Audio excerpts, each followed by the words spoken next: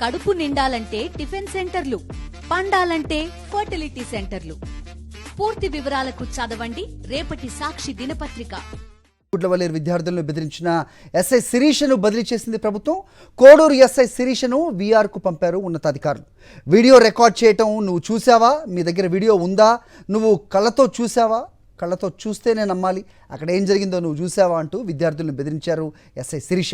ఇక విద్యార్థులను కొట్టిన కాలేజీ యాజమాన్యంపై పోలీసులు ఎలాంటి చర్యలు తీసుకోలేదు. విద్యార్థులను కొట్టి తరిమేసిన కాలేజీ సిబ్బందిని సైతం అరెస్ట్ చేయలేదు.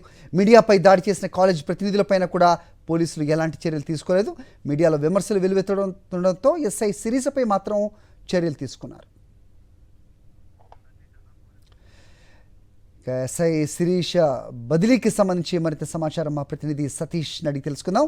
సతీష్, చెప్పండి. సో ఎవరి మీద, కాలేజీ యాజమాన్యంపై కానీ లేకపోతే మీడియాపై దాడి చేసిన ప్రతినిధులు కానీ ఎవరి మీద చర్యలు లేవు. సో కేవలం వీడికి ట్రాన్స్ఫర్ మీద వేటేసినట్టుగా అయితే చూస్తున్నాం ఎస్ఐ శిరీషపై. ఏంటి మీ దగ్గర అప్డేట్స్?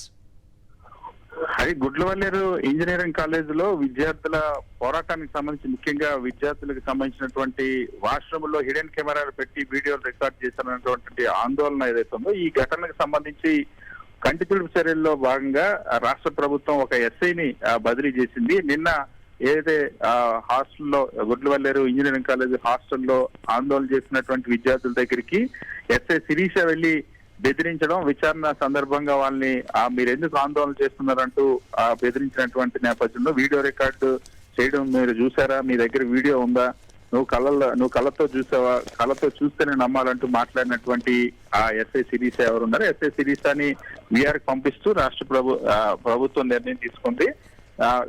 అది కూడా వీడియో లీక్ అయ్యి వీడియో బయటకు వచ్చిన తర్వాత మీడియాలోను, సోషల్ మీడియాలోను విస్తృతంగా ప్రచారం పొందిన తర్వాత పోలీసుల తీరుపైన తీవ్రమైనటువంటి విమర్శలు వచ్చిన నేపథ్యంలో ఎస్ఐ శిరీషను వీఆర్కి పంపించారు. కానీ ఎవరైతే విద్యార్థులను కొట్టి అక్కడి నుండి పంపించినటువంటి కాలేజీ యాజమాన్యం పైన కానీ, కాలేజీ పురమాయించినటువంటి సిబ్బంది పైన కానీ, మీడియాపై దాడి చేసినటువంటి కాలేజీ సిబ్బంది పైన కూడా ఎటువంటి చర్యలు తీసుకోలేదు. ఇప్పటి వరకు ఈ కేసులో ఎవరిని కూడా ఆ పోలీసులు అరెస్ట్ చేయలేదు. ఆ విచారణ కూడా పూర్తయిందో లేదో కూడా ఇంకా వెల్లడించలేదు. ఎంతవరకు విచారణ జరిగిందో, ఆ విచారణలో పోలీసులు ఏమైనా కనిపెట్టారా లేదా అన్న అంశాన్ని కూడా ఇప్పటి వరకు కూడా వెల్లడించలేదు.